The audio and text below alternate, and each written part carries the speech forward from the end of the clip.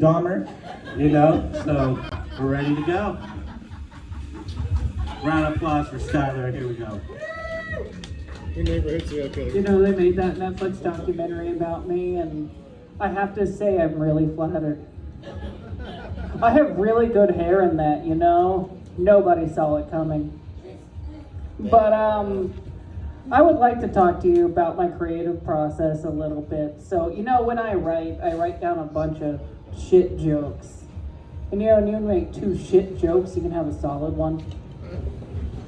I figured the shit joke would go down better. But when I combined those jokes, I got a really good story, So I work for a bank. And in this bank, I take calls at a call center. The best part about this is when you're talking to a band born in 1942 that has 27 OnlyFans transactions. But now, how does he make a Cash App and an OnlyFans? Here's the best part about this, though. His wife was listening the entire time. It's kind of like a reverse 50s relationship. She beat him, I came real fast. It was a really good time. But when you go into detail about 27 OnlyFans transactions and you know half of them, you have a problem. It's not your problem anymore, it's his, but not my money. So, speaking of work and OnlyFans, I wore a shirt to work. It said Comedians Union North Texas. I'll let you put that together, And so when I wear this to work, I'm not thinking about it. It just says something on there, right? I changed a worldwide corporate policy on dress code. My parents told me I could be something. I didn't expect I'd be a motivation of change, I just thought I'd be the next school shooter. It worked out really well, though. Now I'm nearly fired, and I get to say Comedians in North Texas all the time. Here's the thing about that. When you say that all the time around people who don't like it, they start to like it. That's how I converted people to be lesbians. So... Thespians? Yeah, thespians. Yeah, we'll say that. But my grandpa's racist. He is. No, he's great. I love the man halfway to death. Well, he's halfway near death anyways. Oh, shit. But, and my family, with him being the way he is and inclined,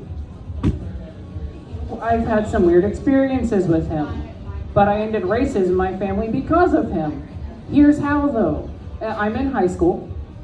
And in high school, when I'm going to theater and I'm just realizing how bisexual I am because of this, we're giving my black female friend a ride home, When you're giving a black female friend a ride home and we're quipping back and forth, we're running lines, we drop her off to her nice apartment, and we get about 5 miles down the road and he says, "Bring me black babies."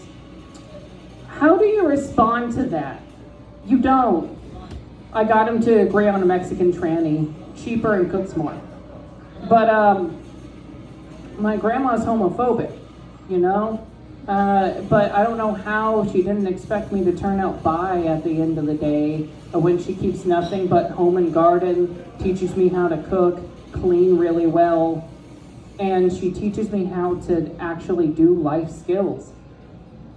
I equated that with being gay at the time. Turns out I am, but I love my family. Having a homophobic and racist family can lend to some really fun conversations at times, especially when it comes to politics and Fox News. I hear the when I see Fox, and the only thing I can think is Bill O'Reilly talking about the trans pandemic and how cheap they are. But It's because he wants to battle. But he knows. I like weed. I really do. The best thing about weed, though, is the sounds I make with it. I make the same sex sounds on weed when I'm having sex. I could be eating a girl out. It could be a really good time. I could be sucking a dick. I could be smoking a nice fat blunt. It's the same sound.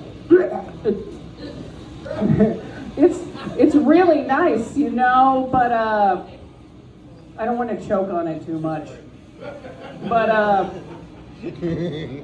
once bought a girlfriend a mermaid tail. Yeah, mermaids do exist. Not this Little Mermaid bullshit, but they exist in real life, you know? I bought her a mermaid tail off of Amazon. She was flopping around like an anorexic at an EDM party. But I fucked her in it too, you know? And that's when I smelled her across the room.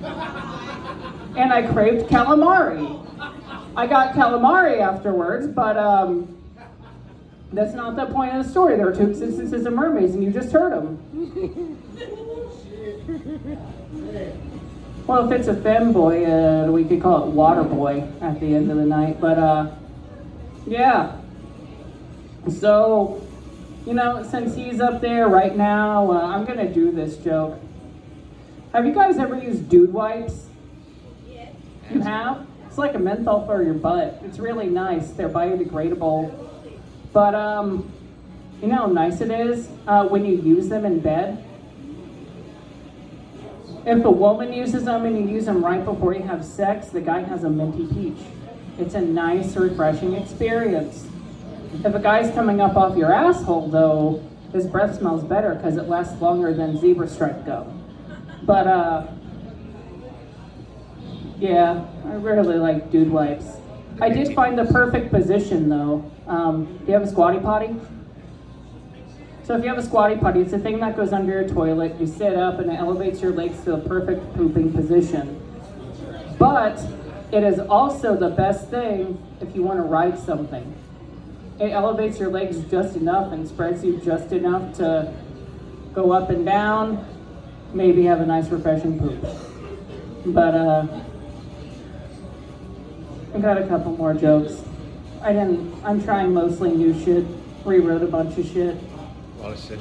So I'm gonna end on 2 emo jokes instead of 1. So why did the emo kid try high-fiving the tree?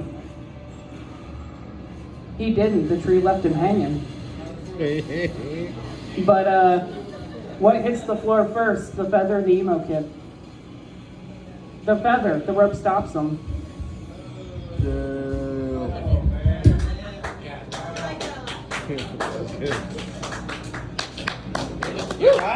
Yeah, no, I did him.